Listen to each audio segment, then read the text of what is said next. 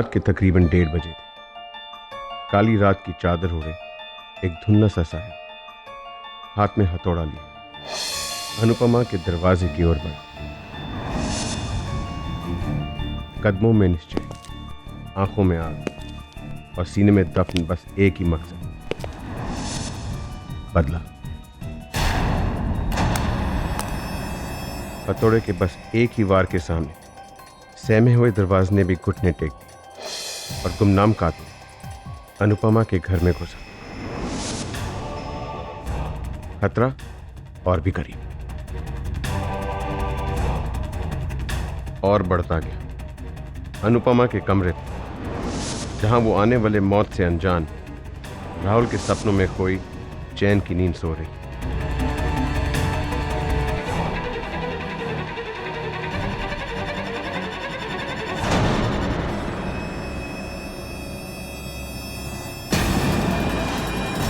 लेकिन मौत का सामान वो हथौड़ा नहीं, वो गुलाबी दुपट्टा था, वो आंचल जिसे कभी राहुल ने थामकर अनुपमा को अपनी बाहों की आगोश में घेरा था। आज यही आंचल अनुपमा को मौत की आगोश में ले जाने वाला था। अनुपमा की आंख खुली तो सिर्फ बंद होने की, क्योंकि फंदा अब गले में था। सांसें हलक में, जान मौत की दहलीज पर। जिंदगी उसका दामन छोड़ रही, हमेशा के लिए। मकसद खत्म हो चुका था, पर कातिल का खेल नहीं। उसने अनुपमा के बेजान शरीर को सीधा किया और फिर अनुपमा के मनपसंद मोगरे के फूलों की सेज बिछाई। उसकी आंखों पर उसके वही 2 लकीर सिक्के जो उसके बचपन के दोस्त अनुज को 20 साल पहले दिए थे।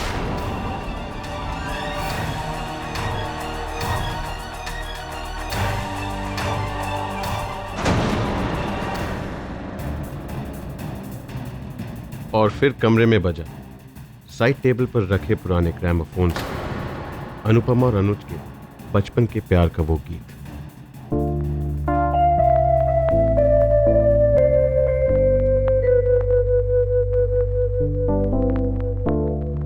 और जिस तरह एक लिखे हुए दस्तावेज का अंत होता है हस्ताक्षर, एक स्प्रे कैन से काले पेंट से कातिल ने अपनी आखिरी सलामी लिखी दीवार पर। तुम मेरी थी, मेरी हो, मेरी रहोगी, मेरी रहोगी।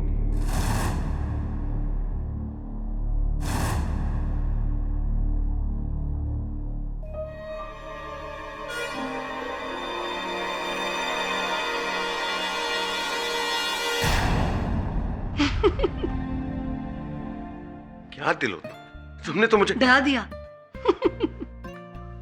इतने बड़े मिस्ट्री राइटर जिनकी भयानक किताबें पढ़कर लाखों लोग डर के मारे सो नहीं पाते, उसकी बीवी ने उसे डरा दिया। अगर आपके फैंस ये बात सुनेंगे तो क्या कहेंगे, मिस्टर निखिल मिश्रा? मेरे फैंस अगर ये बात सुनेंगे तो यही कहेंगे, ये काफी समझदार और सुलझा हुआ राइटर है, अपनी बीवी से डरता है, सुखी रहेगा। अच्छा, तुमने जो आइडिया दिया था उस पर मैं अपनी नई नॉवेल के लास्ट चैप्टर को रिवाइज कर रहा हूँ। माइनर चेंजेस हैं, लेकिन थैंक्स टू यू काफी फर्क पड़ा। सुनो ना बाबा ना, इतनी रात को एक खून खराबे किस्से कहानी मुझे नहीं सुनना है। तुम और तुम्हारे मर्डर मिस्ट्रीज। कभी तो आदर्श बीवी की तरह बिहेव किया करो। तुम्हारे सनकीपन को झेलती हूँ, क्या ये कम आदर्शवाद है? रात के 2 बजे, अब तक तो उल्लू भी सो गए होंगे। एक उल्लू है जो अभी तक जगा हुआ है। Raman sir, good morning, good evening या गुड नाइट कहूं? गुड तो मेरे लिए तब होगा निखिल जब तुम अपनी ये पहली सीक्रेट नई किताब कंप्लीट कर दोगे। अच्छा, कहां तक आई तुम्हारी ये गाड़ी? आखिरी चैप्टर लिख रहा हूं। आज फ्राइडे है, मंडे को पूरा का पूरा नॉवल आपके पब्लिशिंग हाउस भेज दूंगा। ये बात पिछले 8 फ्राइडे से तुम मुझसे कहते आ रहे हो निखिल। पता नहीं कब आएगा तुम्हारा ये Monday.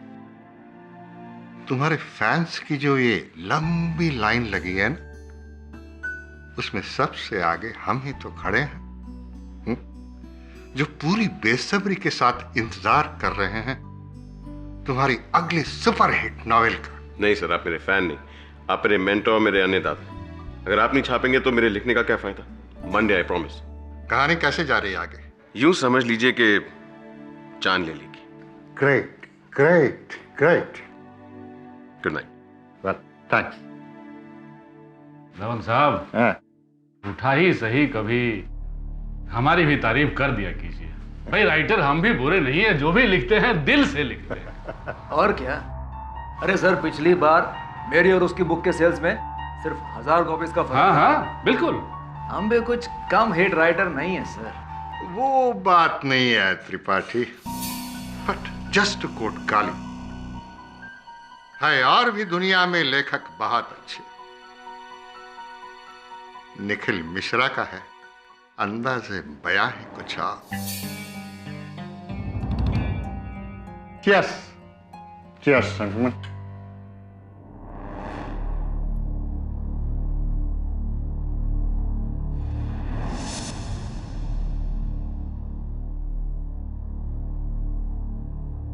Don't believe this. Mrs Bilimoria, बाहर का मेन डोर आपने ठीक नहीं कराया अभी तक।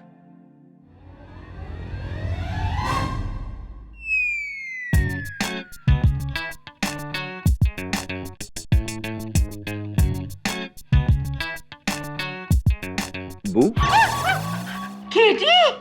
Relax Mrs Bilimoria. क्या पढ़ रही हैं आप? Murder he road by Nikhil Mishra. इस नॉवेल में आप इतनी खो गई हैं। इतना ध्यान आप मेरे केसेस में देती तो क्या बात होती? Any messages? No KD, KD ये बेस्ट सेलर राइटर है और ये इसकी लेटेस्ट बुक है, murder he wrote, English translation. हर सेकंड पेज पे ट्विस्ट एंड टर्न्स। तुमको भी पढ़ना चाहिए। Thanks Mrs Bilimoria, but no thanks.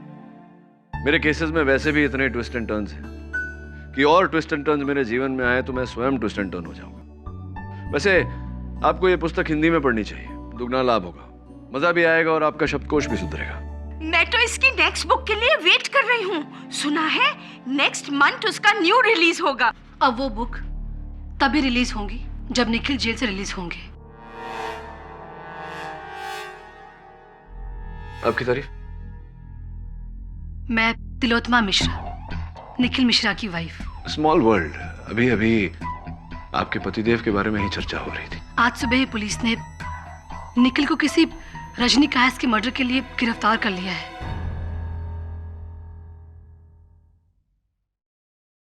Nikhil की नई नॉवेल मौत के परिंदे, उसमें अनुपमा का मर्डर बिल्कुल उसी तरह से होता है जिस तरह से रजनी का मर्डर हुआ। मेरा मतलब है कि हर डिटेल, हर चीज, सब कुछ same to same. Mrs Mishra, मुझे यहाँ कोई समस्या नजर नहीं आ रही। निखिल जी की पुस्तकें लाखों लोग पढ़ते हैं। हो सकता है किसी व्यक्ति ने ये पुस्तक पढ़कर उसकी नकल की हो। मैं आपकी इस बात को मान लेती अगर ये किताब छपी होती, मगर ये किताब मौत के परिंदे अब तक ये छपी भी नहीं है। निखिल इस किताब को लिख रहे हैं और इस किताब के बारे में सिवाय निखिल के किसी को नहीं पता था, किसी को भी नहीं। ऐसी आखिर हमारा सबसे बड़ा प्रतिद्वंदी हमारे रास्ते से हट ही गया। जनाब अपनी ही कहानी को हकीकत बनाने चले थे। भाई त्रिपाठी, मुझे तो लगता है कि इस बार का बेस्ट सेलर या तो तुम्हारा होगा या हमारा। सलमान भाई, जरा सोचो, जरा समझो। Bad publicity is also good publicity. इस विवाद के चलते लोगों में निखिल की किताब पढ़ने की उत्सुकता और बढ़ेगी, और अगर किसी तरह वो इस केस से छूट पाया ना, तो मान लीजिए मेरी बात, उसकी बुक के सेल्स 2 गुना नहीं 3 गुना बढ़ जाएंगे, और इस साल के सारे अवार्ड्स भी उसी की झोली में। कुछ समझे आप? बात तो सही है त्रिपाठी।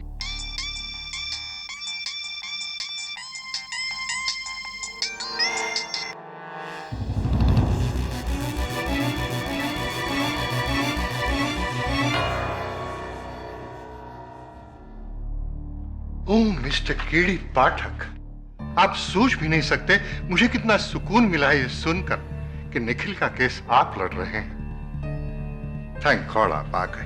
देखिए, द बॉय इज इनोसेंट। आप प्लीज उसे बचा लीजिएगा, नहीं तो मैं जिंदगी भर अपने आप को माफ नहीं कर पाऊंगा। आप कौन?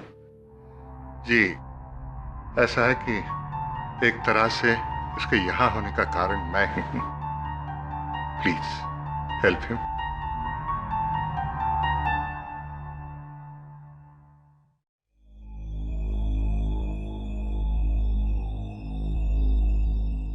मिश्रा जी, ये कौन थे?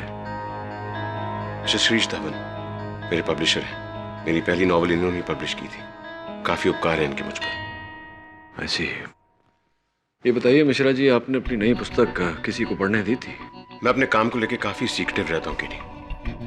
जब तक पहला ड्राफ्ट नहीं बन जाता मैं किसी को नहीं सुनाता। मिश्रा जी, स्पष्ट है कि कोई तो व्यक्ति है जिसने आपकी ये नई पुस्तक पढ़ी और फिर आपकी पटकथा की नकल करके रजनी कायस्थ की हत्या की।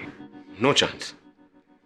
मेरी कहानी की एक ही कॉपी है जो मेरे लैपटॉप पर है, जिसका पासवर्ड सिर्फ मेरे पास है, मेरी वाइफ के पास भी नहीं। और ये प्रिंटआउट्स मैंने खुद निकाले, एक ही सेट।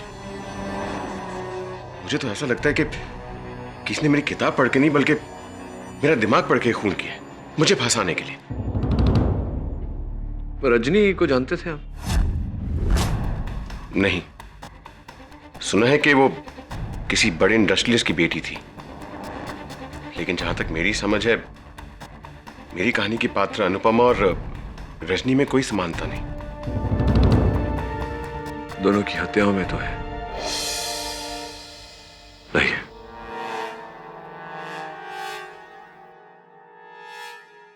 मकसद खत्म हो चुका था, पर कातिल का खेल नहीं। उसने अनुपमा के बेजान शरीर को सीधा किया और फिर अनुपमा के मनपसंद मोगरे के फूलों की सेज बिछाई और फिर उसी फूलों से उसके शरीर को ढका और उसकी आंखों पर उसके वही 2 लकी सिक्के जो उसके बचपन के दोस्त अनुज को 20 साल पहले दिए थे और रखे।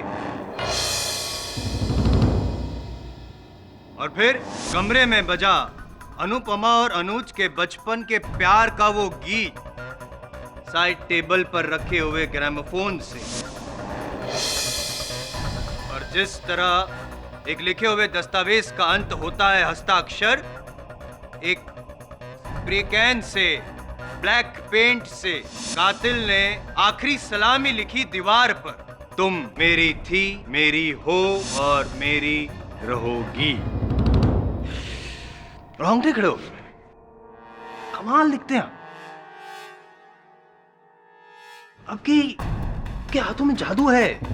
मतलब इतनी गहराई से लिखते हैं आप कि पढ़ने वाले को तो यूं खून यूं सामने होते हुए दिखता है। फिर क्यों यूं प्रैक्टिकली फिजिकली जाकर खून करने की क्या जरूरत क्या थी? है आई ऑब्जेक्ट योर ऑनर। अब तक ये प्रमाणित नहीं हुआ है कि मेरे मुवक्किल ने रजनी कायस्थ की हत्या की है। हत्या स्थल पर किसी की उंगलियों के निशान नहीं पाए गए, कोई ऐसा सुराग भी नहीं पाया गया योर ऑनर जो इस बात का संकेत हो कि निखिल मिश्रा जी ने रजनी जी की हत्या की है। Objection sustain. साबित नहीं हुआ तो कर देंगे 10 मिनट। योर ऑनर, अब तो आप भी जान गए होंगे और मान भी लेंगे कि रजनी कायस्थ का खून हूबहू बिल्कुल उसी तरह हुआ है जिस तरह से निखिल मिश्रा चाहते थे। सॉरी, जिस तरह से उन्होंने लिखा था। जी नहीं, ऐसा नहीं। स्पष्ट किए देता हूं। किताब में गुलाबी रंग के दुपट्टे का जिक्र है, जबकि हत्या नीले रंग के दुपट्टे से की गई है।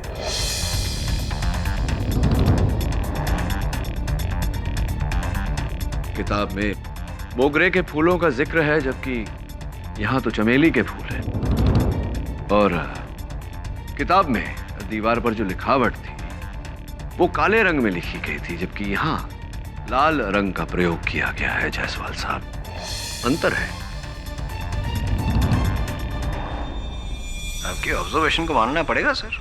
माना मैंने कि जो डिटेलिंग है उसमें कुछ अंतर है, लेकिन आप क्या मनवाना चाहते हैं ये समझ में नहीं आ रहा। मैं केवल इतना कहना चाहता हूं जायसवाल साहब कि ये हत्या मिश्रा जी ने नहीं, किसी और ने की है।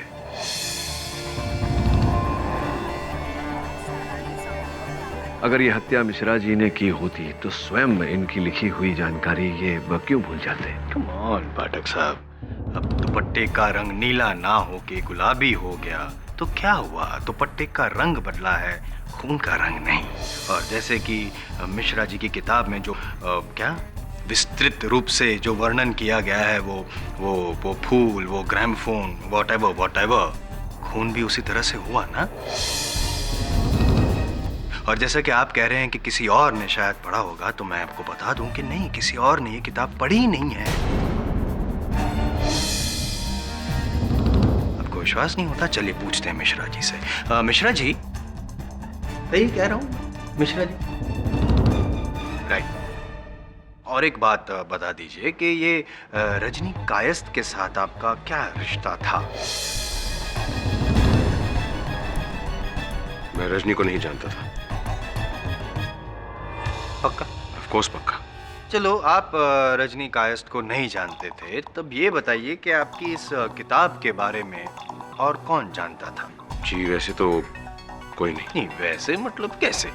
आई मीन मेरी वाइफ तिलोत्मा जानती थी मेरे बुक के बारे में, लेकिन इतनी डिटेल में नहीं। इतनी डिटेल में नहीं पता था कि जिस तरह से डिटेलिंग में वर्णन किया गया था किताब में, उस डिटेलिंग से वो खून कर सके। यही कहना चाहते हैं ना? सोचिए सोचिए। अच्छा, कोई और? मिश्रा जी, आप राइटर हैं, किसी की तकदीर लिखने का ये आखिरी मौका है। मेरा मतलब है अपने आप को निर्दोष ठहराने का और किसी और को दोषी ठहराने का ये आखिरी मौका है भैया।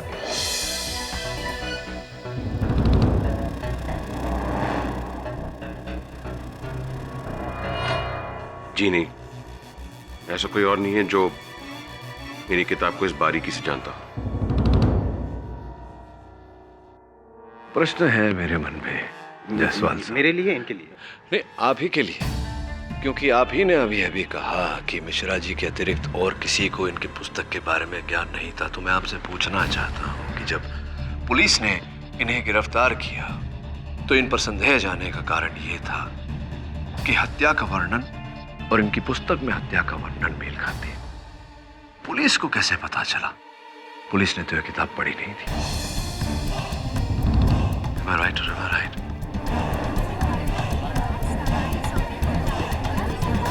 Silence please. मिश्रा जी, बताइए कि पुलिस को इस बारे में सूचित किसने किया था?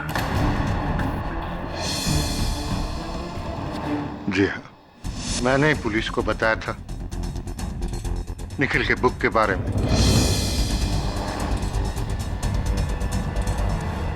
हाँ धवन साहब, ये तो हम जानते हैं। मेरा प्रश्न ये है कि निखिल जी के कथन के अनुसार केवल ये ही जानते थे अपनी पुस्तक के बारे में। आपको इस पुस्तक की जानकारी कहाँ से मिली? पिछले महीने निखिल अपना लैपटॉप लेकर मेरे ऑफिस में आया था अपने प्रोग्रेस के बारे में बताने के लिए। खुद तो उसने अपनी किताब के बारे में कुछ नहीं बताया, बट आई वॉज क्यूरियस। इसलिए जब वो उठकर बाथरूम चला गया, मैंने उसके लैपटॉप को घुमाकर जो उसने लिखा था पढ़ लिया।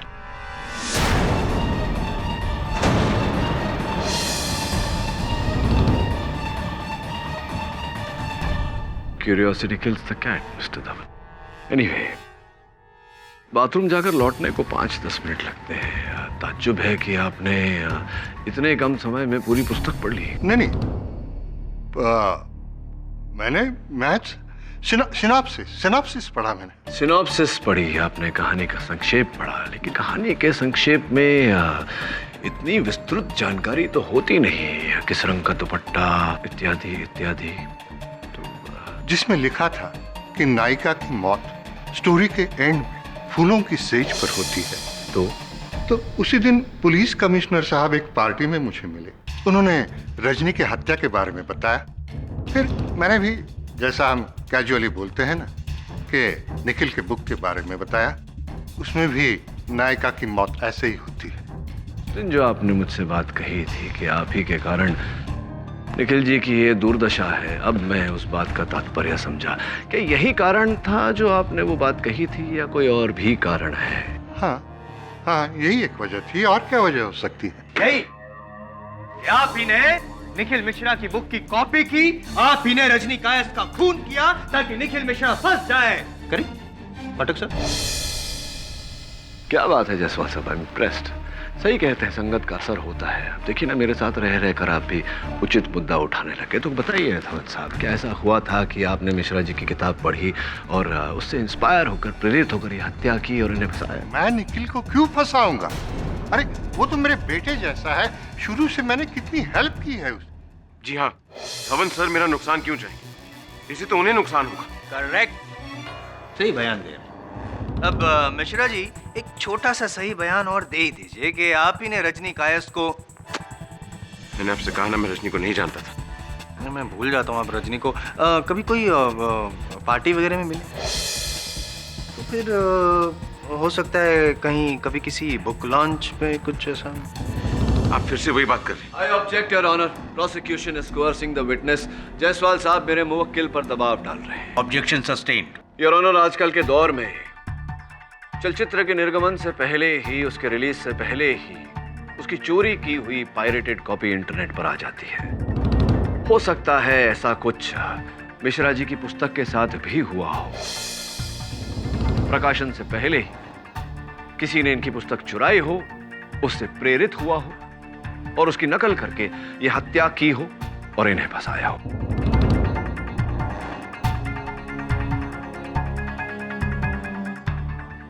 सवाल, पाठक साहब सिर्फ सवाल उठा रहे हैं जो कोई भी उठा सकता है और ऑनर। कब, क्यों, कहां, कैसे, अदालत में तो ये सब चलते रहता है, लेकिन जवाब, जब तक सवाल का जवाब ना हो तब तक सवाल में दम नहीं होता है। मैं सवाल पूछने के साथ साथ जायसवाल साहब किसी को अपनी कुर्सी से उठाकर यहां तक लाना चाह रहा था ताकि वो यहां आकर मेरे प्रश्न का उत्तर दे। योर ऑनर, मैं मिस्टर गुलशन त्रिपाठी को कटघरे में बुलाने की अनुमति चाहता हूँ। मिस्टर गुलशन त्रिपाठी, आप भी एक लेखक हैं। मिश्रा जी की तरह अनेक रोमांच से भरे मर्डर मिस्ट्रीज लिखे हैं आपने, क्या यह सत्य है? जी। तो एक प्रकार से तो आप मिश्रा जी के प्रतिद्वंदी हुए। जी। क्या बात है, आप इतना डर क्यों रहे? पानी पिएंगे? नहीं, मैं ठीक हूँ। दरअसल ये इन्होंने इनकी नॉवेल में क्या लिखा है मुझे कुछ नहीं मालूम। क्या ना कि हम लोग हमारे काम कभी शेयर नहीं करते। गुलशन त्रिपाठी @zingmail.com आप ही का ईमेल आईडी। तो आप अपना ईमेल चेक करते हैं रोजाना या हर दूसरे दिन? जी, दूसरे दिन। कुछ समय पहले एक ईमेल भेजा आ गया था। ये जो है त्रिपाठी साहब, ये मिश्रा जी के लैपटॉप से निकाली गई इनके ईमेल आईडी की सेंट बॉक्स की उसका प्रिंट आउट है। यहाँ देखिए, गुलशन त्रिपाठी @zingmail.com। इसके साथ में एक अटैचमेंट भी है, मौत के परिंदे, अंतिम अध्याय, द फाइनल चैप्टर।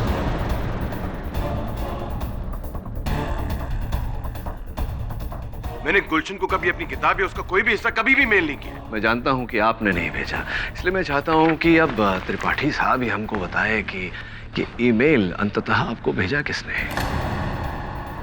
किसने?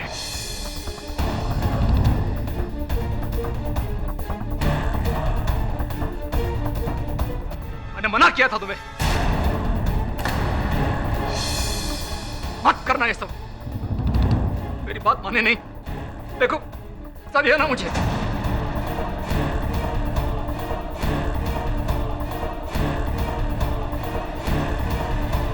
तिलोत्मा, मैंने ही गुलशन को निखिल की किताब का आखिरी चैप्टर मेल किया था। मिश्रा जी, क्या आपको इस बारे में कोई जानकारी थी? जी नहीं।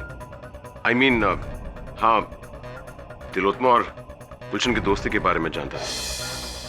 दोनों कॉलेज में साथ पढ़ते थे। लेकिन मुझे समझ नहीं आ रहा कि मुझसे पूछे बगैर मेरे सबसे बड़े राइवल को तुमने मेरी किताब क्यों भेजी? तुम्हारे लिए, तुम्हारी परेशानी को दूर करने के लिए।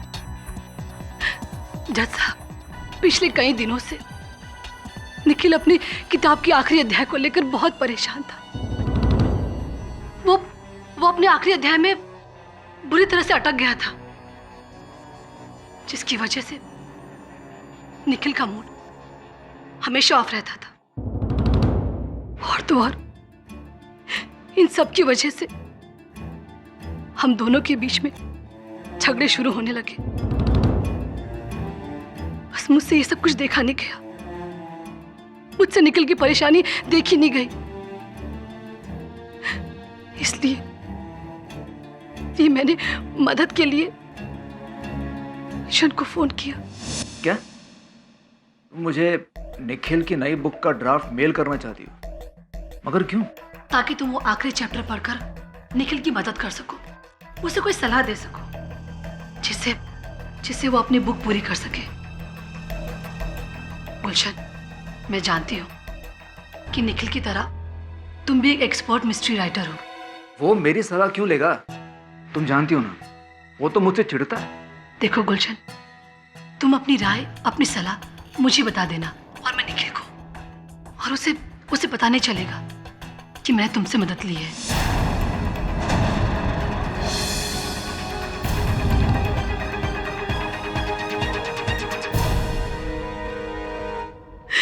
जज साहब, मैं सिर्फ और सिर्फ अपने घर में शांति चाहती थी।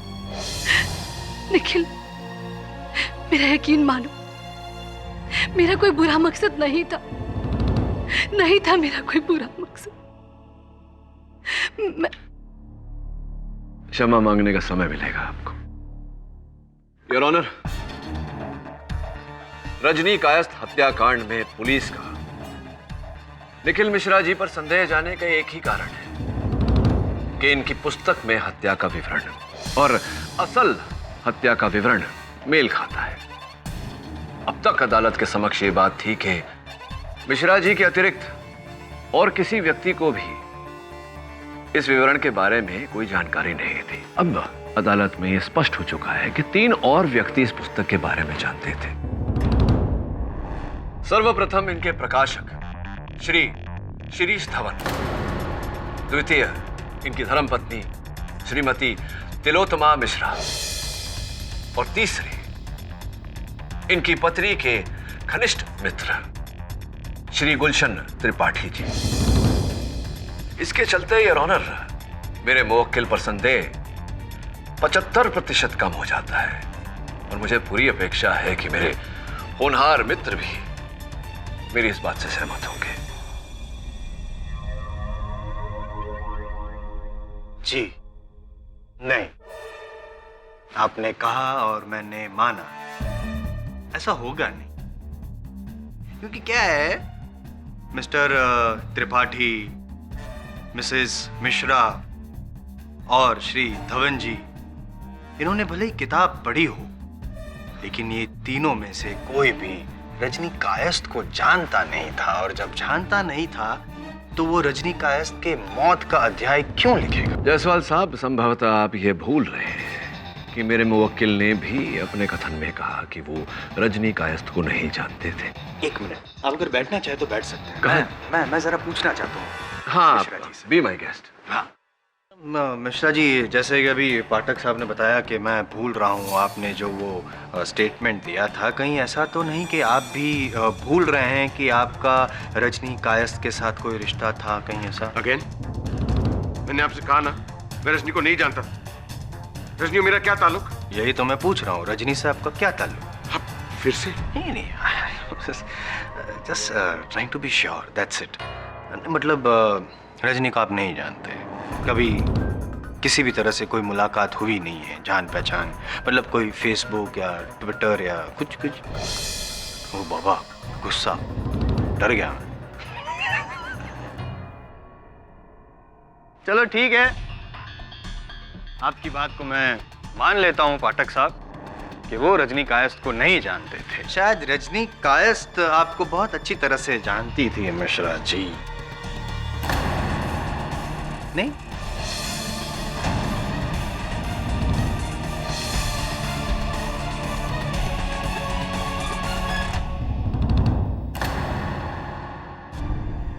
Your honour. अरे क्या हुआ, घबरा गए? पसीने छूट रहे हैं, रुमाल दूं? नहीं, देखो, एक ऑप्शन ये भी है, जैसे आपकी नॉवेल्स में होता है कि ये आप है ही नहीं, आपका जुड़वा भाई, या तो फिर आपका हम शक्ल है, ऐसा कुछ। I love this part. गहरी खामोशी, your honour, silence speaks 1,000 words. ये खामोशी ये साबित करती है कि मैं सही रास्ते पे जा रहा हूं, है ना पाठक साहब? योर ऑनर, इस बात को साबित करने के लिए मैं बुलाना चाहूंगा रजनी कायस्थ के बड़े भाई अविनाश कायस्थ। मेरा नाम अविनाश है सर। रजनी मेरी बहन थी। उसकी मौत से 1 हफ्ता पहले वो मेरे पास आई थी और उसने। रजनी, क्या बात? मैं देख रहा हूँ बहुत दिनों से बहुत परेशान हूँ। कुछ नहीं भैया। भाई हूँ तुम्हारा, बोलो क्या बात? भैया वो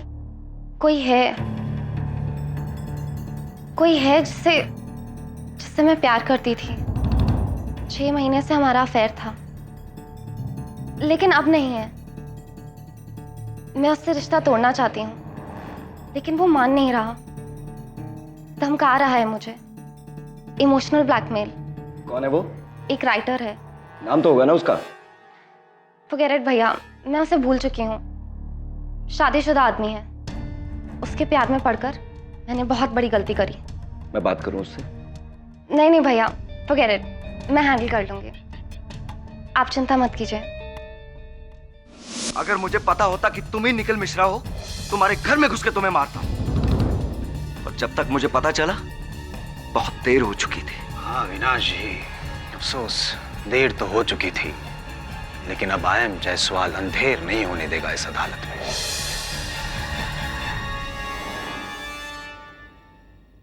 मिश्रा जी,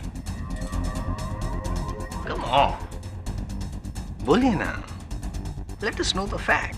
बता दीजिए ना, बताइए सच क्या है?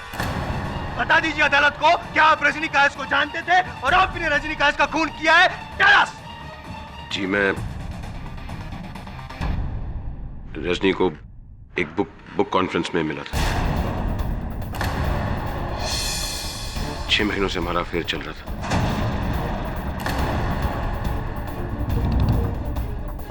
तिलोत्मा या किसी और को इस बारे में कुछ नहीं पता था।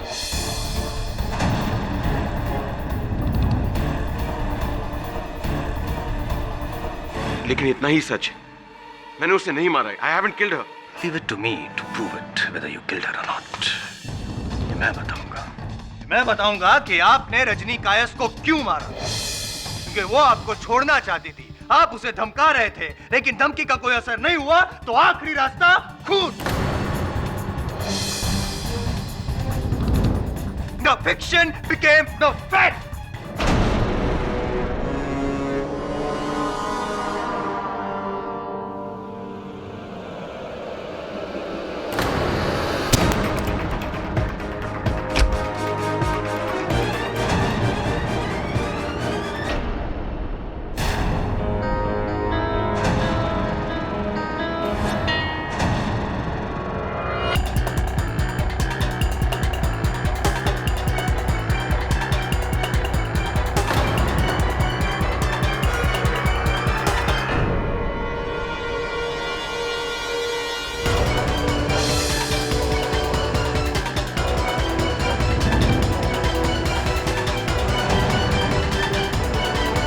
तुम मेरी थी, मेरी हो और मेरी रहोगी।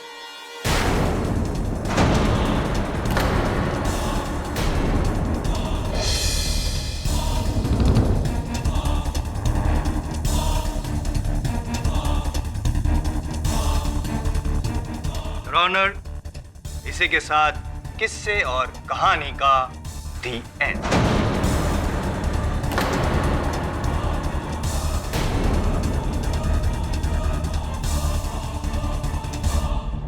केरी, आई एम रियली सॉरी, मुझसे बहुत बड़ी भूल हो गई। पर मैं और क्या करता? मैं कैसे सबको बता देता कि मेरा रजनी के साथ अफेयर था?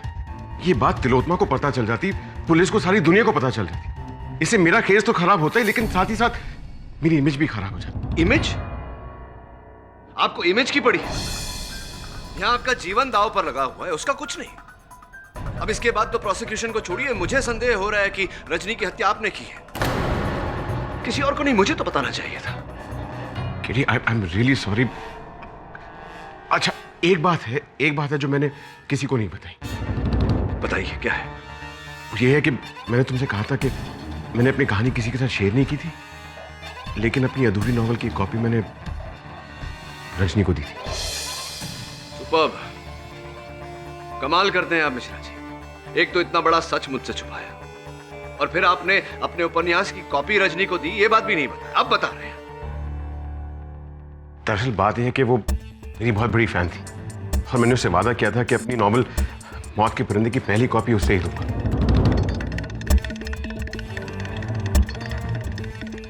कॉपी लौटाई थी उसने पढ़ने के बाद? नहीं, उसने कॉपी वापस तो नहीं दी, और अब वो कॉपी कहाँ है मुझे नहीं पता। लेकिन हो सकता है कि किसी ने उस कॉपी को पढ़ के रजनी की जान ली हो, उसी अंदाज में। हाँ, संभवतः ऐसा ही हुआ होगा। लेकिन कैसे पता लगाएं कि रजनी की अतिरिक्त और किसने ये नॉवल पढ़ी? सिर्फ रजनी बता सकती थी, और दुर्भाग्यवश अब वो रही नहीं। केडी, प्लीज मुझे सिचुएशन से निकाल दो। आई प्रॉमिस, मैंने रजनी को नहीं मारा है। और देखो, मैंने जिंदगी में बहुत गलतियां की हैं, अपनी बीवी को धोखा दिया। एक बार मैं बच गया तो मैं तिलोत्तमा से उसके पैर पकड़ के उससे माफी मांग लूंगा। Please help me. और कोई ऐसी बात है जो आपने मुझे नहीं बताई?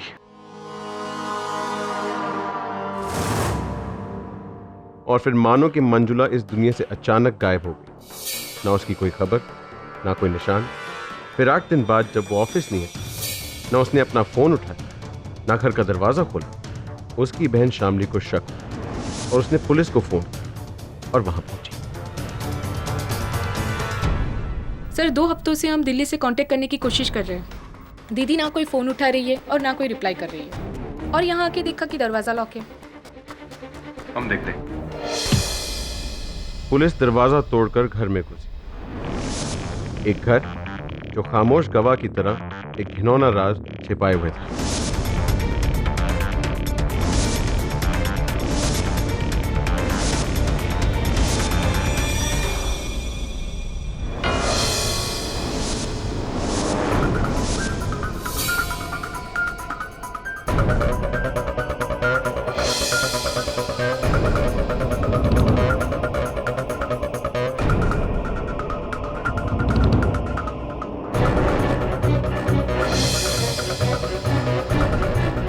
और फ्रिज खोलते ही उसमें मिली 2 हफ्तों से जमी शामली की लाश।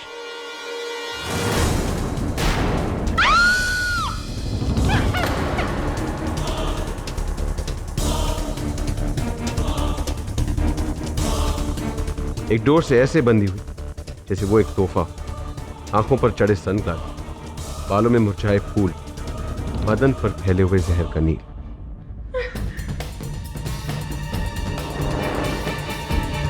सर, दीदी की फोटो मिला है। निखिल मिश्रा, उसकी एक और प्रेम कहानी। 19 जून का डेट है।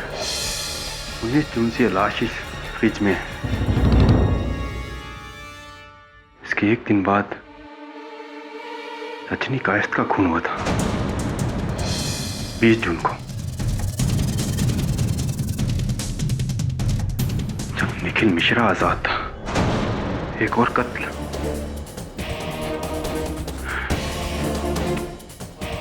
बैड न्यूज फॉर केडी पाठक। दीपाली सिन्हा। मिश्रा जी, कौन है दीपाली सिन्हा? वो मेरी बहुत बड़ी फैन थी। हम लोग दिल्ली में मिले थे, हमारा अफेयर हुआ था, लेकिन सिर्फ 1 महीने के लिए। क्यों? दीपाली सिन्हा की हत्या कर दी गई है। व्हाट? कैसे? उनका मृत शरीर फ्रिज के अंदर मिला मिश्रा जी, रिबन से बंधा हुआ, तोहफे की तरह। केडी, ये तो मेरी नॉवल मरते दम का एंड है। मेन कैरेक्टर की डेथ ऐसी हुई थी।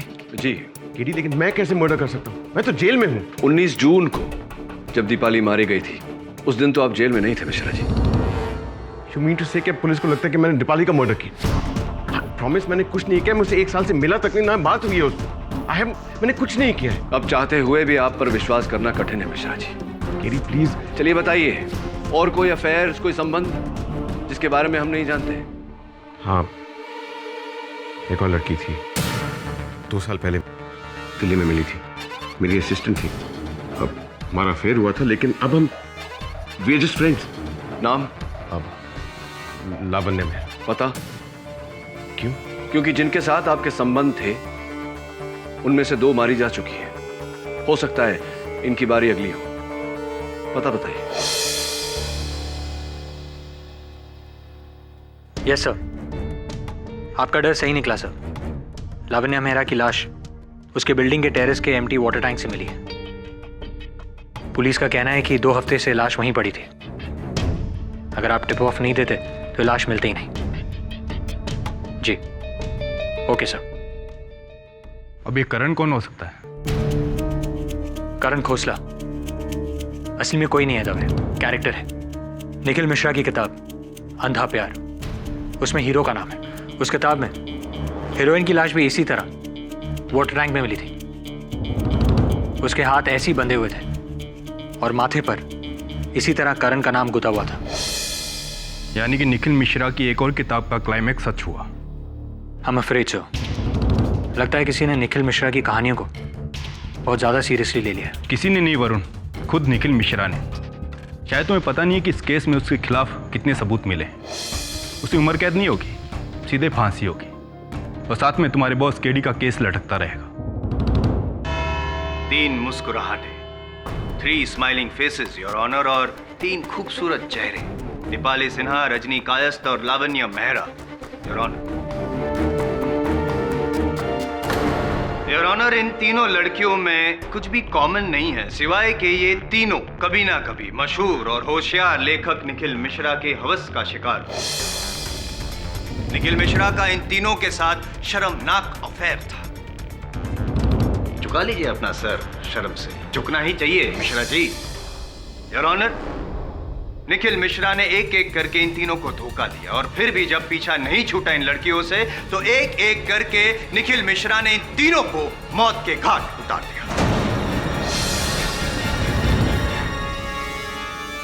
सबसे पहले बारी थी दीपाली सिन्हा की। 19 जून के दिन मिश्रा जी की किताब मरते दम तक के अंदाज में फ्रिज में फ्रोजन मर्डर। मिश्रा जी अक्सर तौर पे देखा जाए तो हम लोग फ्रिज में फल इत्यादि वगैरह वगैरह रखते हैं, सब्जियां। आप लाशें रखते हैं योर ऑनर। उसके बाद 20 जून को रजनी कायस्थ की मौत के परिंदे उसी अंदाज में, फूलों की सेज, ग्रामोफोन वगैरह। और फिर बारी थी लावण्य मेहरा की, जिसके हिस्से आई अंधा प्यार, इनकी मशहूर किताब अंधा प्यार का तरीका, पानी में मौत। योर ऑनर, अब तक तो मुझे ऐसा लगता था कि मिश्रा जी ने सिर्फ रजनी कायस्थ का ही खून किया है, लेकिन अब मुझे ऐसा लगता है कि जैसे जैसे हम इस केस को खुरेदते जाएंगे और लाशें बाहर निकलती जाएगी। यार एक बात बताओ मिश्रा जी, आदमी हो या जानवर? मैंने किसी को नहीं मारा। मैं मानता हूं कि रजनी से मैं अभी तक टच में था, लेकिन दीपाली और लावण्या, उन्हें तो कब का भुला चुका था। मुझे समझ में नहीं आ रहा तिलोत्तमा, आई एम रियली सॉरी। मैं जितना शर्मिंदा हूं उतना शॉक्ड भी, और उतना ही गिल्टी भी। बोल लिए जायसवाल साहब? नहीं, बोलना तो बहुत बाकी है पाठक साहब, लेकिन आपको मौका दूंगा। योर ऑनर, जब एक हत्या होती है तो हम हत्या के पीछे मकसद ढूंढते हैं, हत्यारे की मानसिक प्रवृत्ति ढूंढते हैं।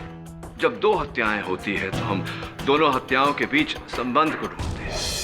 जब 3 हत्याएं होती हैं तो हम मानसिक बीमारी को ढूंढते हैं। स्पष्ट है योर ऑनर, ये जो 3 हत्याएं हुई हैं, ये किसी मानसिक रूप से पीड़ित व्यक्ति ने की है।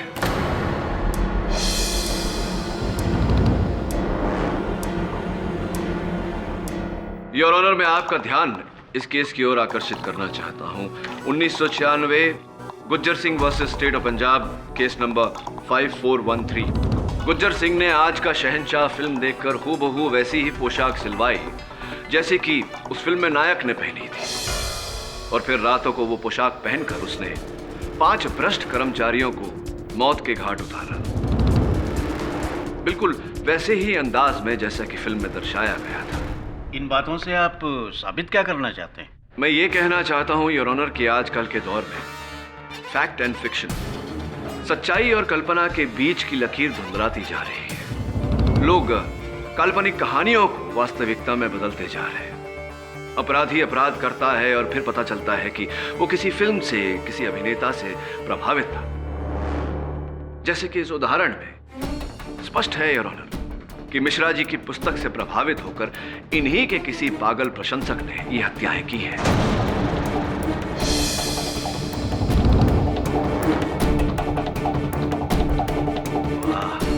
वाह वाह वाह, पाठक साहब आपके चरण स्पर्श कर लूंगा। सॉरी योर ऑनर, पर चतुराई को आदर तो देना ही पड़ेगा। क्या बात है पाठक साहब, बड़ी चालाकी से आपने शक की सुई जो निखिल मिश्रा पे थी उसे घुमाकर किसी पागल फैन के नाम कर दी और कहा कि बस करोड़ों की आबादी में ढूंढते रहो, केस चलता रहेगा। पर नहीं सर, नहीं, कोई फैन नहीं, ये मैन किलर है। और इसका सबूत है मेरे पास योर ऑनर। ये बहुत ही कीमती और महंगी पेन जो पुलिस को उस फ्रिज के बाहर से मिली जिस फ्रिज में दीपाली सिन्हा की फ्रोजन लाश मिली थी। योर ऑनर, पता है ये पेन किसकी है? ये पेन मेरा है, लेकिन वहां कैसे? शराब! मेरे सबूतों का सिलसिला अब तक खत्म नहीं हुआ है। Don't you dare disturb me! Wait for your turn. Your honour, ये घड़ी मिली उस पानी की टंकी में जहां पे लावण्य मेहरा की लाश तैरते हुए मिली थी। ये भी इस वक्त उसी तरह बंद पड़ी है जैसे कि इनकी किस्मत। ये घड़ी किसकी है जानते हैं आप? Now is your turn. ये घड़ी तो मेरी, लेकिन मैं ना दीपाली से मिला ना लावण्य से, तो ये दैट इज द क्वेश्चन। तो फिर ये घड़ी और वो पेन कैसे पहुंचे वहां पे खुद ब खुद चलकर? नहीं, इन्हें तो मैंने तिलोत्मा को।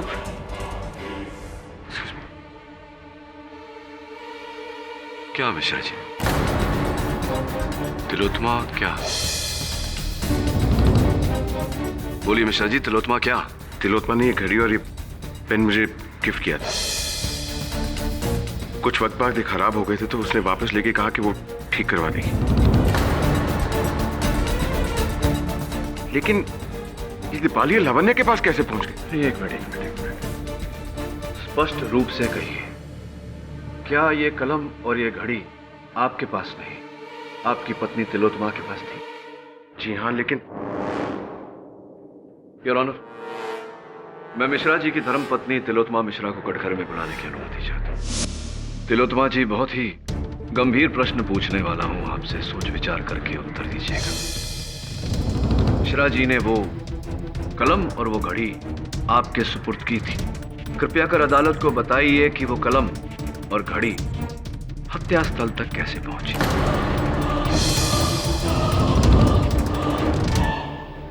मुझे नहीं पता। पता नहीं, एक कदम पीछे लेते हैं। अदालत को बताइए कि क्या मिश्रा जी ने वो घड़ी और वो कलम आपके सुपुर्द की थी? वो 2 वस्तुएं आपके पास थी?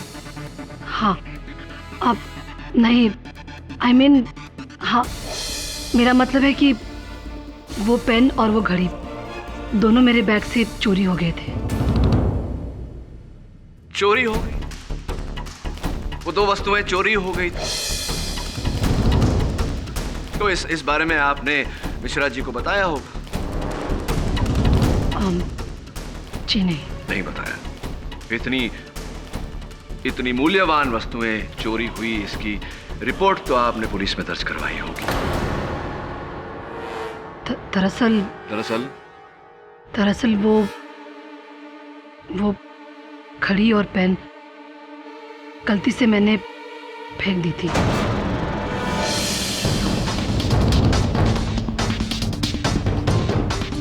मिश्रा, थोड़ी सी उलझन है मेरे मन में। चोरी हुई थी किंतु चोरी नहीं हुई, फेंक दी थी आपने। इतनी मूल्यवान वस्तुएं जो आपने अपने पतिदेव को भेंट के रूप में दी थी, आपने यूं ही फेंक दी। क्यों फेंक दी? क्या कारण था फेंकने का? क्यों फेंकी आपने मिसेस मिश्रा? गुस्से में फेंका? क्यों इतना क्रोध क्यों आया कि आपने वो दो वस्तुएं फेंक दी? ऐसा क्या किया था मिश्रा जी ने जिसके कारण आपको ये कदम उठाना पड़ा? मिसेस मिश्रा, मैं आपको सचेत करना चाहूंगा कि आपकी चुप्पी अदालत में आपके विरुद्ध जा सकती है। कृपया कर बताइए कि ऐसा क्या किया था मिश्रा जी ने जिसके कारण आपको क्रोध आया और आपने इतनी मूल्यवान वस्तुएं जो भेंट में आपने दी थी वो आपने फेंक दी।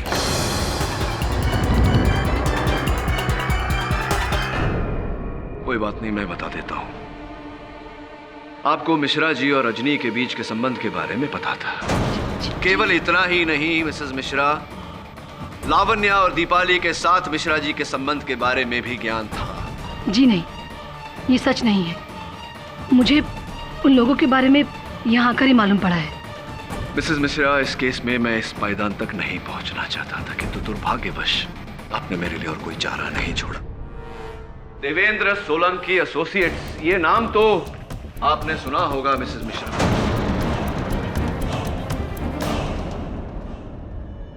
क्योंकि कुछ ही हफ्तों पहले आपने मिश्रा जी और अपने संबंध का ये डिवोर्स एप्लीकेशन वहां फाइल किया था।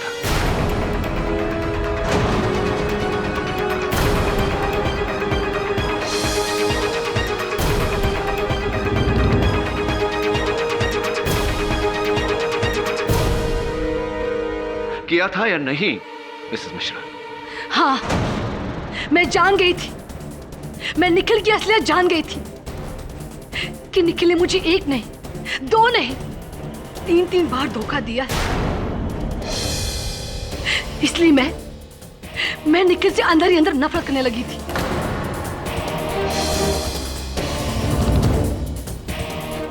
नफरत करने लगी थी मैं निखिल से। और इस नफरत के चलते आपने ये निर्णय लिया कि आप अपने पति को ऐसा सबक सिखाएंगी जो वो कभी नहीं भूलेंगे। साथ साथ उन 3 महिलाओं के साथ भी अपना बदला पूरा करेंगी। इसीलिए मिश्रा जी की पुस्तकों में लिखित वर्णन के अनुसार आपने उन 3 महिलाओं की हत्या की और उन हत्याओं के आरोप में आपने निखिल मिश्रा को फंसाया।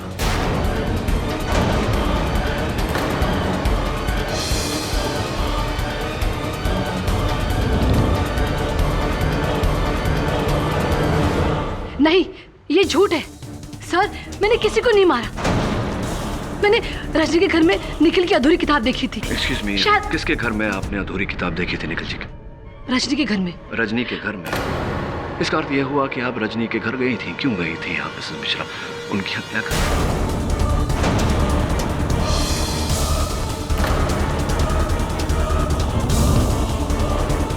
जी नहीं, मैं तो सिर्फ उससे मिलने गई थी।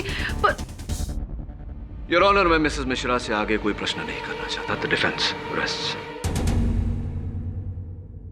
तमाम हालात को मद्देनजर रखते हुए और डिफेंस काउंसिल के पेश किए गए सबूतों के बिना पर इस अदालत को ये यकीन हो गया है कि रजनी कायस्थ, दीपाली सिन्हा और लावण्य मेहरा की हत्याओं में तिलोत्तमा मिश्रा का हाथ है।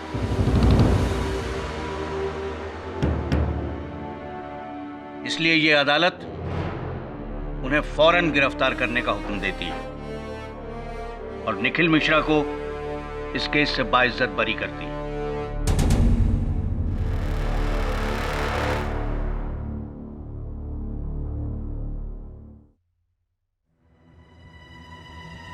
क्षमा चाहता हूं मिश्रा जी, मैं नहीं जानता था कि इस केस का परिणाम ऐसा होगा।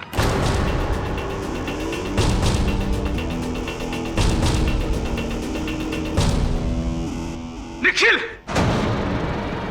इसको धोखा दिया तूने। तेरे किए की सजा ये भुगतेगी।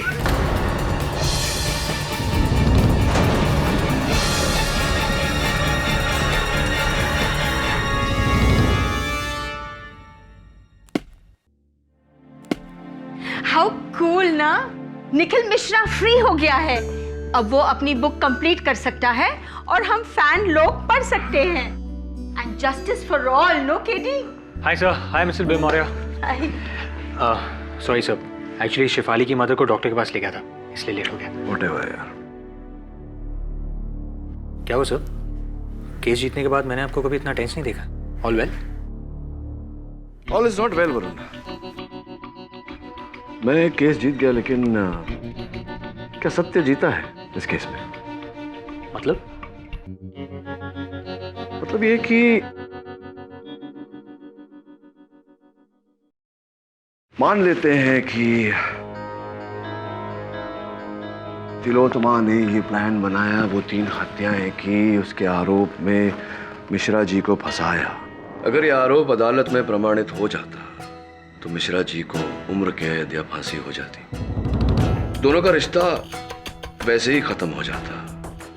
तिलोत्तमा को मिश्रा जी की करोड़ों की संपत्ति भी मिल जाती। तो फिर क्यों तिलोत्तमा ने कुछ हफ्ते पहले डाइवोर्स की एप्लीकेशन की? क्या आवश्यकता थी ऐसा करने की? सर होगा कोई रीजन। सर वैसे भी आज तक औरतों को कौन समझ सका है? सर शिफाली को तो मैं आज तक। लेकिन मैं अपनी वाइफ को पहचानता हूं, चाहे लोग कुछ भी कहें, चाहे तिलोत्तमा मुझे जितनी भी नफरत कर ले, लेकिन मैं जानता हूं कि वो बिल्कुल बेकसूर है। मैं आपकी बात से सहमत हूं मिश्रा जी, बैठिए ना। मैं 10 साल से तिलोत्तमा के साथ हूं, इतना मैं जानता हूं कि वो किसी की जान नहीं ले सकती। दुर्भाग्यवश मिश्रा जी, आपका ये कहना काफी नहीं है। इसीलिए मैं तुम्हारे पास आया हूं केडी।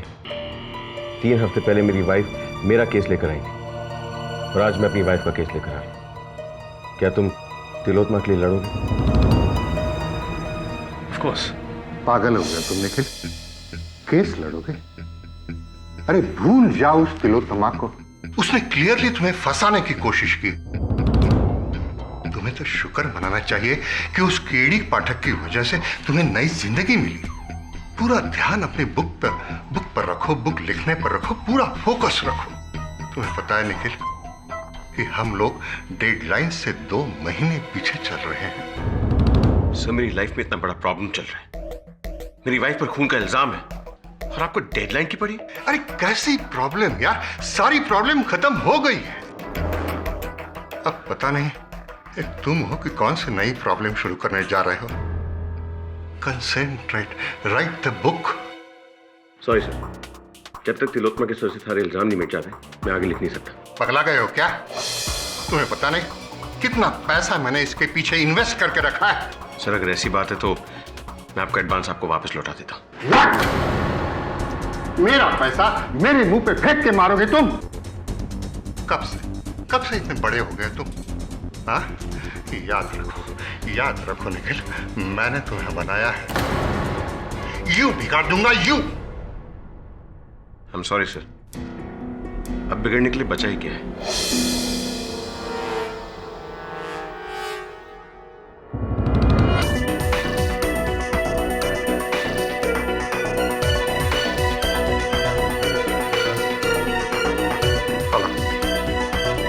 हाँ, मैं सलमान आलम से बात करना चाहता हूँ। हाँ, राइट ऑफ सलमान आलम। मैं समझता हूं कि आपको ये बात विचित्र लगेगी कि मैंने ही आपको दोषी ठहराया, अब मैं ही आपका बचाव करना चाह रहा हूं। जी नहीं, अब मुझे कोई भी बात अजीब नहीं लगती है। निखिल ने मेरे साथ जो भी कुछ किया उसके बाद तो बिल्कुल नहीं।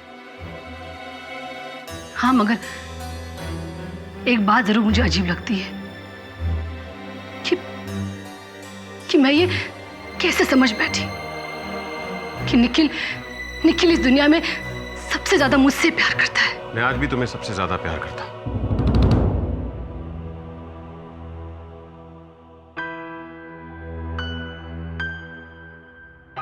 मुझे पता है कि तुम मेरी बातों का यकीन नहीं करो और इसी लायक हूं मैं। बहुत गलतियां की हैं मैंने, दोषी हूं तुम्हारा। निखिल प्लीज, अब तुम यहाँ क्या करने आए हो? चले जाओ यहाँ से, please go.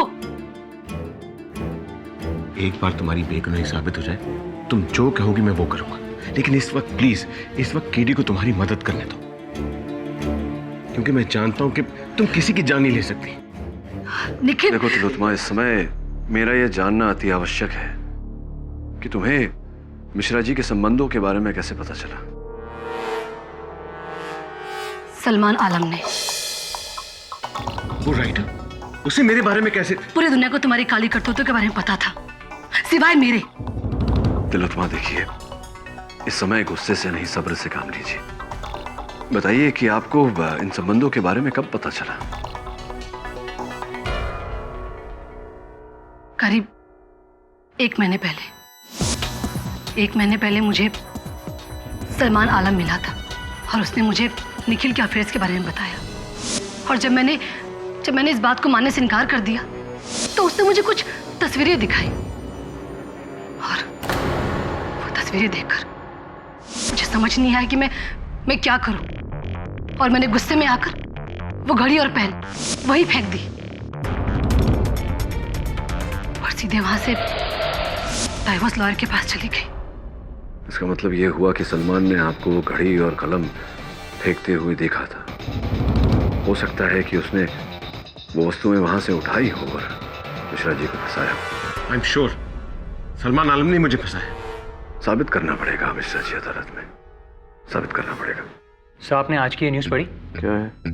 कायस group of companies के बारे में। मिस्टर निर्मल कायस, सर, रजनी के पिता। सर, यहाँ लिखा है कि उन्होंने अपनी सारी जायदाद अपने बेटे अविनाश के नाम कर दी है। पेपर में लिखा है कि यह जायदाद पहले उनकी बेटी रजनी के नाम पर थी, लेकिन उसकी मौत के बाद ये सब कुछ अविनाश के नाम हो गया। ऐसी, इसका अर्थ ये हुआ कि रजनी की मृत्यु से सबसे बड़ा लाभ अविनाश का हुआ। सब कहीं ऐसा तो नहीं कि अविनाश ने अपनी बहन को? नो नो नो नो, कोई भाई अपनी बहन को क्यों मारेगा? क्यों नहीं मारेगा मिसेस बेलबुरिया? इससे भी अधिक विचित्र बातें हुई हैं। और आई थिंक इस केस का अहम पहलू है, हमें नजरअंदाज नहीं करना चाहिए। तू जा अविनाश के बारे में जानकारी प्राप्त कर। Right sir. तब तक मैं लेखक सलमान आलम के बारे में जानकारी प्राप्त करता हूँ। तुम मुझे क्या बेवकूफ समझते हो? मुझे अच्छी तरह पता है तुम घुमा फिरा कर क्या पूछना चाहते हो। मैं अपनी बहन को मारूंगा अपनी बाप की प्रॉपर्टी के लिए? लेकिन आपके पिता ने आपको जायदाद से बेदखल कर दिया था और अचानक आपकी बहन की मौत। देखो, वो हमारा पर्सनल मैटर है, तुम लोगों का उससे कोई लेना देना नहीं। लेकिन आपकी बहन की मौत से लेना देना हो सकता है। जब रजनी की मौत हुई आप कहाँ थे? जहन्नुम में। और अगर तुमने अभी एक और सवाल पूछा ना, वहीं पहुंचा दूंगा तुम्हें। एक तो वो निखिल खुला घूम रहा है बाहर, आजाद करा दिया तुम्हारे कैदी ने, अब तुम मेरे पीछे पड़े हो। Just get lost, get out. ठीक है, लगता है मेरे सवालों का जवाब अब अदालत में ही देंगे। दूंगा, भरी अदालत में दूंगा। अगर आप कोई बात करनी है कोर्ट में होगी। Now can you please leave? Okay.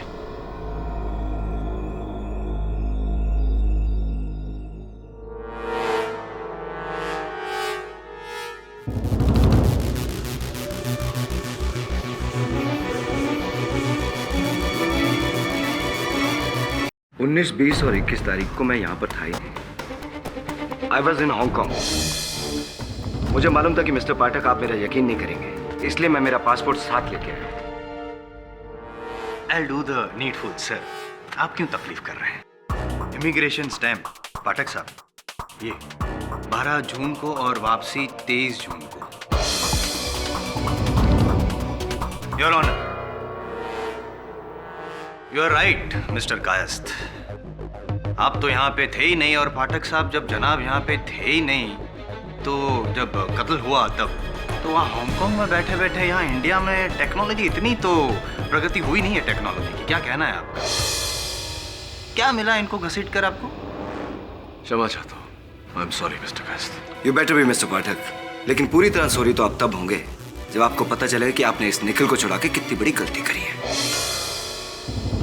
बहुत बड़ी गलती की है और साथ में कमाल भी किया है पाठक साहब। पहले तो आगे बढ़कर आपने तिलोत्तमा जी को गिरफ्तार करवाया, और जब उन्हें छुड़वाने की बारी आई तो फिर से आगे। अब निखिल मिश्रा को वापस, मतलब कपल पैकेज, एक मैं एक तू, ऐसा कुछ। ये चटर पटर बंद करिए मिस्टर जायसवाल, अपनी जबान को लगाम दीजिए। योर ऑनर, मैं लेखक श्री सलमान आलम को कटघरे में बुलाने की अनुमति चाहता हूँ। सलमान साहब, मेरे मन में प्रश्न ये है कि पत्नी होने के बावजूद तिलोत्तमा जी को मिश्रा जी के संबंधों के बारे में कोई ज्ञान नहीं था। आपका तो मिश्रा जी के साथ कोई संपर्क ही नहीं था। आपको उनके संबंधों के बारे में कैसे पता? मुझे? जी। कैसी बातें कह रहे हैं आप? अरे किसने कह दिया आपसे कि मैं निखिल के अफेयर्स के बारे में जानता था? मुझे तिलोत्मा जी ने बताया। जनाब वो झूठ बोल रही है।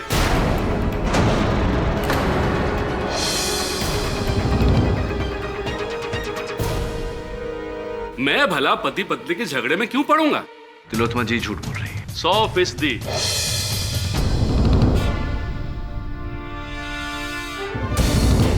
योर ऑनर, सौभाग्य से सलमान साहब और तिलोत्मा जी के बीच जो बातचीत हुई थी, अपने फोन में तिलोत्मा जी ने उसकी रिकॉर्डिंग की है।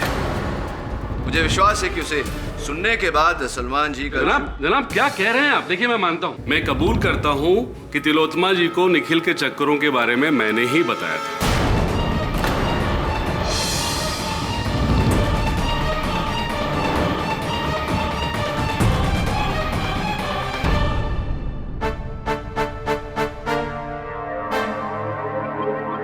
वैसे ये तो मेरा फोन है, इसमें तिलोत्मा जी और आपकी बातचीत कैसे दर्ज की जा सकती है?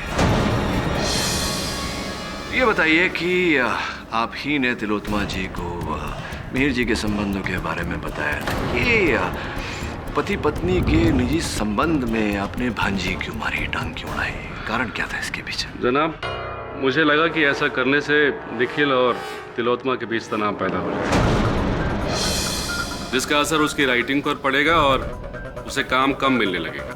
तो आपने अपने व्यावसायिक प्रतिद्वंदिता को एक निजी रूप देना चाहा? जी, लेकिन ये कानूनी जुर्म तो नहीं है ना? कानूनी जुर्म एक प्रकार से तो है, क्योंकि जो घड़ी और कलम तिलोत्मा जी ने कूड़ेदान में फेंक दी थी, उसे वहां से उठाकर अपने हत्या स्थल पर रखा। ये कानूनी जुर्म है। जनाब क्या कह रहे हैं आप? मैंने ऐसा कुछ भी नहीं किया है।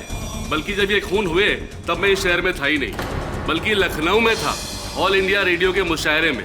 अगर आप चाहें तो वहाँ की रिकॉर्डिंग या फिर तस्वीरें देख सकते हैं। अभी देख सकते हैं पाठक साहब। जी जी, ये देखो, ये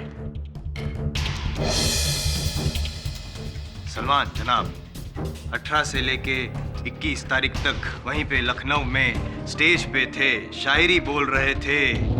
खामखा बेचारे सलमान जनाब को आपने यूं घसीटा, इतना संगीन इल्जाम लगाया। बहुत ही घिनौना इल्जाम लगाया है आपने मुझ पर मिस्टर पाठक। क्षमा चाहता हूं आपसे भी। बैठिए। अरे सुनिए, जाने से पहले मेरे प्रश्न का उत्तर तो देते जाइए कि मिश्रा जी और उन महिलाओं के बीच के संबंधों के बारे में जानकारी आपको कब कैसे कहाँ मिली? मिस्टर धवन से।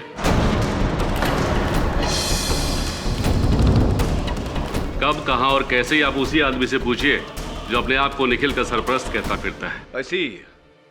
अरे कब, क्यों, कैसे? तू क्या पूछ रहा है चोर?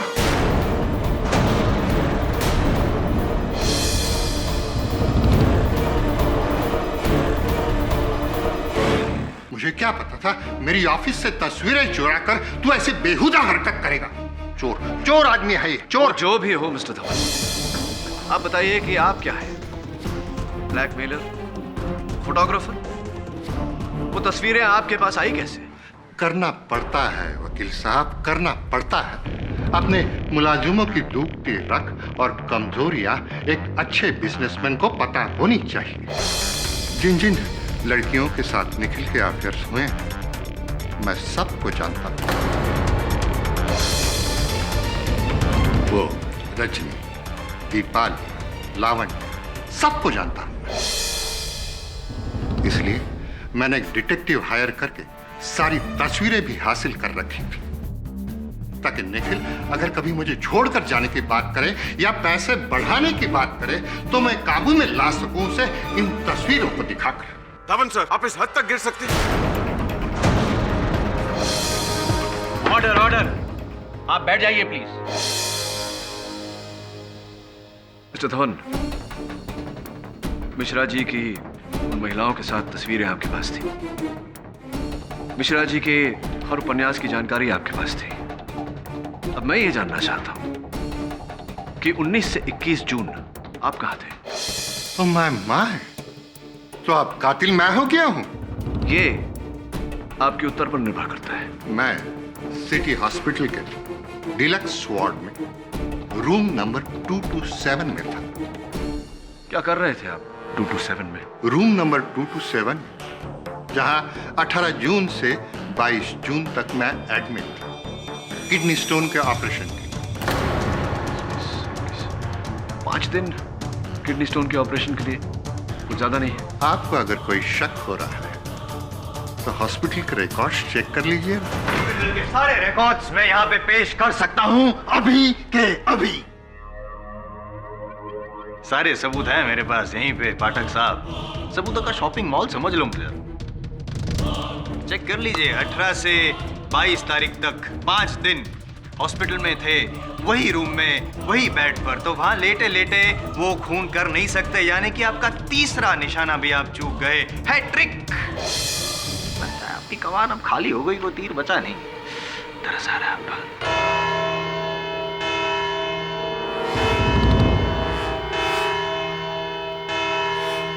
5 बज गए, लेकिन लगता है आपके केस के तो 12 बजे हैं पाठक साहब।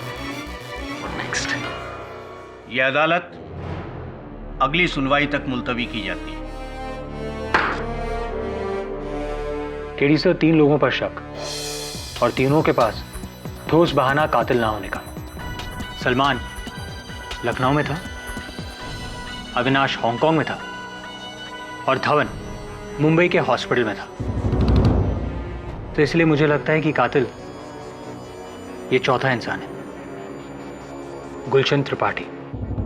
जी sir, I am very sure Gulshan Tripathi sir, क्योंकि गुलशन त्रिपाठी निखिल की पत्नी तिलोत्तमा के बहुत क्लोज है। सो मुझे तो लगता है कि इन दोनों के बीच कुछ प्यार व्यार का चक्कर है, इसीलिए ये दोनों मिलकर निखिल को फंसा रहे थे।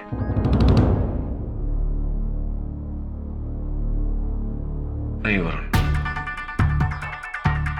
मेरा संदेह अब भी इन तीनों पर है, पर कई प्रश्न हैं जिनके उत्तर नहीं।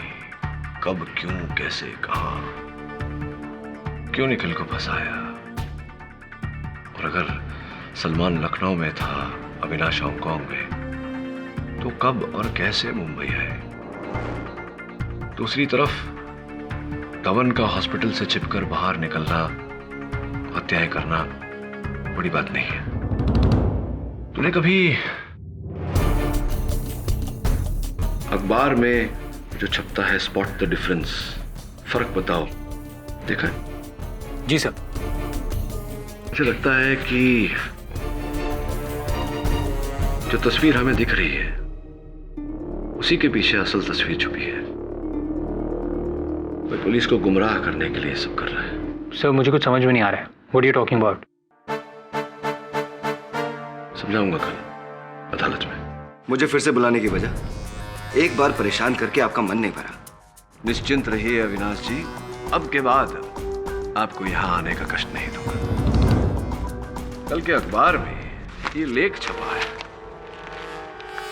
कायस्थ ग्रुप ऑफ कंपनीज पर। इसमें आपकी और आपके बहन, स्वर्गवासी बहन रजनी के बीच जो तनाव चल रहा था संपत्ति को लेकर, उसकी भी चर्चा हुई है। लिखा है कि आप उस संपत्ति से बेदखल थे। अखबारों का क्या है मिस्टर पाठक, कुछ भी झूठ छापती रहती हैं। I deny it. Of course you deny it. Mister Avinash Kayastha, क्या आप इस बात को भी डिनाई करते हैं कि कुछ वर्षों से आप बहुत ही गंभीर कंगाली की अवस्था से पारित हो रहे थे, और अगर आपकी बहन का स्वर्गवास न हुआ होता तो आपको अपने पिताजी की संपत्ति से ढेला भर भी नहीं मिलता?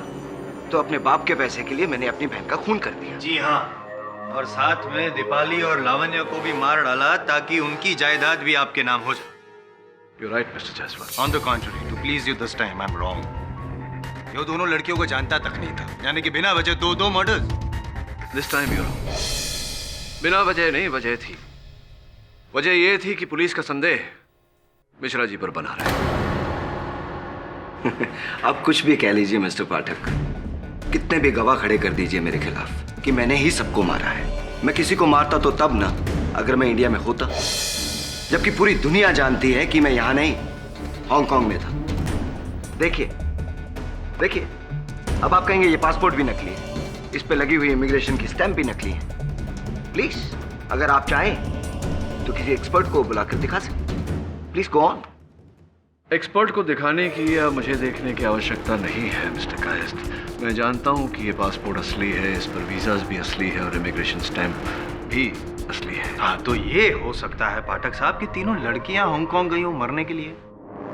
नहीं मिस्टर जायसवाल, हत्याएं यहीं हुई है मुंबई में। अच्छा, पॉसिबल समझ में नहीं आ रहा।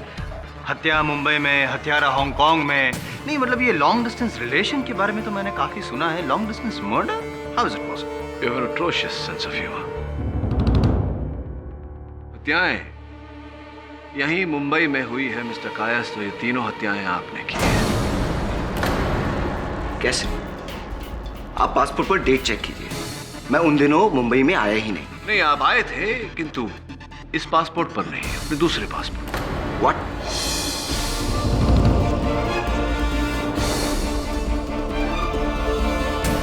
अच्छा, दूसरा पासपोर्ट। लेकिन केडी, 2 पासपोर्ट होने के बावजूद इन्होंने यहाँ आकर हत्या कैसे की? ये तो हांगकांग में थे। Very simple your honour. सबसे पहले अपने असल पासपोर्ट का प्रयोग करके मिस्टर कायस्थ हांगकांग गए। वहां से अपने नकली पासपोर्ट पर 18 जून को ये हिंदुस्तान लौटे। तीनों हत्याएं करने के बाद 21 जून को ये अपने नकली पासपोर्ट पर फिर से हांगकांग चले गए और अंत में ये इसी पासपोर्ट यानी कि असली पासपोर्ट पर हिंदुस्तान लौट आए। क्या बकवास है मिस्टर पाठक। योर ऑनर, मेरे पास कोई दूसरा पासपोर्ट नहीं है।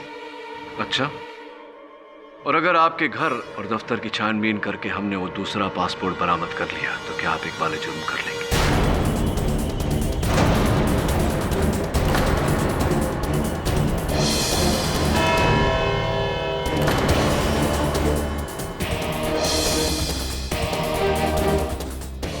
The court will now break for lunch. आधे घंटे के बाद हम फिर यहीं मिलेंगे। The court is adjourned.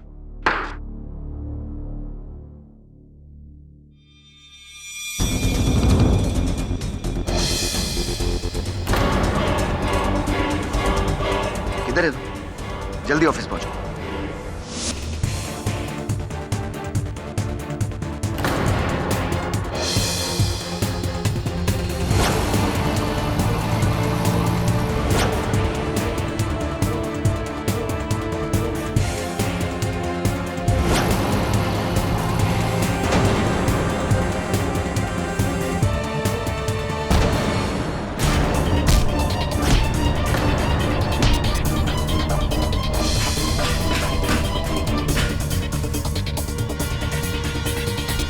Your honour, मैं धन्यवाद देना चाहूंगा मेरे सहायक वरुण को, क्योंकि अगर ये पासपोर्ट थोड़ा और चल जाता तो मिस्टर अविनाश कायस्थ का नकली नाम, वीजाज, इमिग्रेशन स्टैंप्स इत्यादि सब कुछ चल जाता।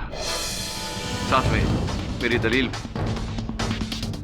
Your honour, entry into India 18th June, entry back into Hong Kong 21st June.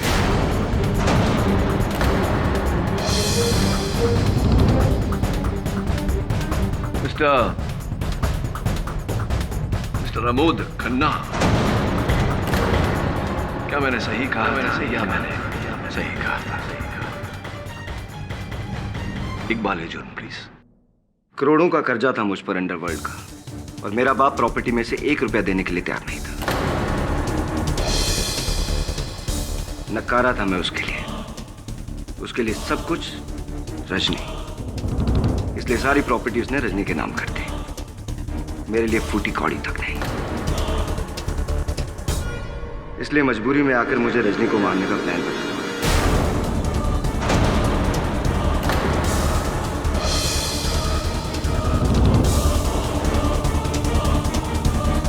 ताकि उसके बाद सारी प्रॉपर्टी मेरे नाम हो जाए। तो स्पष्ट है कि आप मिश्रा जी और रजनी के बीच संबंध के बारे में जान गए थे। हाँ, मैं जानता था। मैंने घर पर निखिल मिश्रा की अधूरी किताब देखी। मुझे लगा यही मौका है। मैंने उस किताब की कॉपी करवाई और जैसे उस किताब में लिखा था हूबहू वैसे ही मैंने रजनी को मार दिया।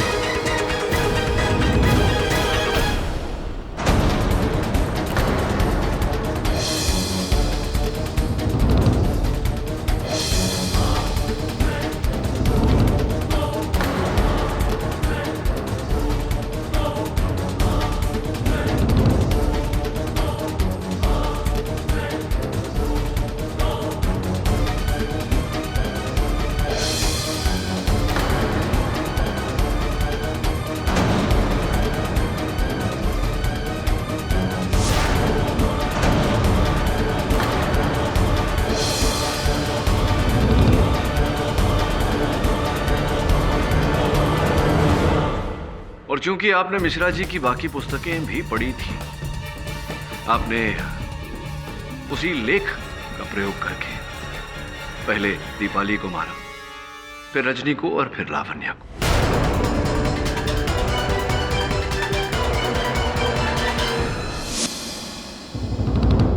आज नहीं तो कल उन सब की लाशें मिलती। मैं चाहता था कि रजनी की मौत भी उनके साथ जुड़ जाए और सारा शक निखिल पर चला जाए। मैं निखिल की कोई निशानी ढूंढने के लिए उसके घर की तरफ जा ही रहा था, तभी मैंने उसकी पत्नी को पेन और घड़ी फेंकते हुए देखा।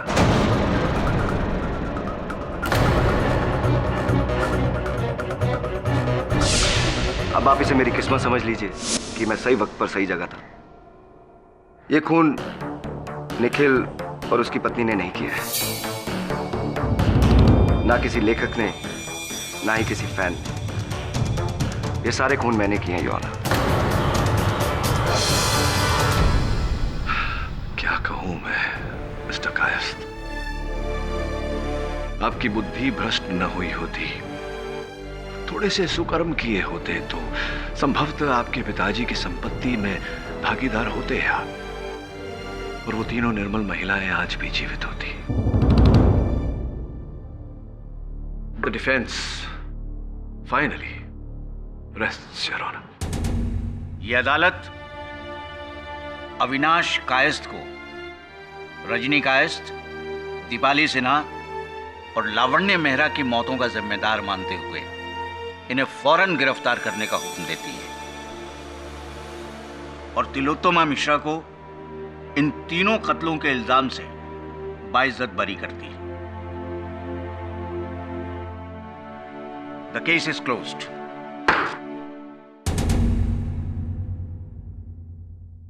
पाठक साहब, फैंटास्टिक केस। मैं तो कहता हूँ इस केस पे आप एक किताब लिखिए, अदालत का अंतिम अध्याय, सुपर हिट। अगर आप नहीं लिखना चाहते तो मैं लिख दूंगा, क्रेडिट दूंगा। मुझे समझ में नहीं आ रहा कि मैं इस समय आपसे क्या कहूं, तो चुप ही रहता हूं। कभी कभी चुप रहने में भी भलाई होती है ना। और भी दिलचस्प कहानी देखने के लिए हमारे चैनल को सब्सक्राइब करें और बेल आइकॉन दबाना न भूलें।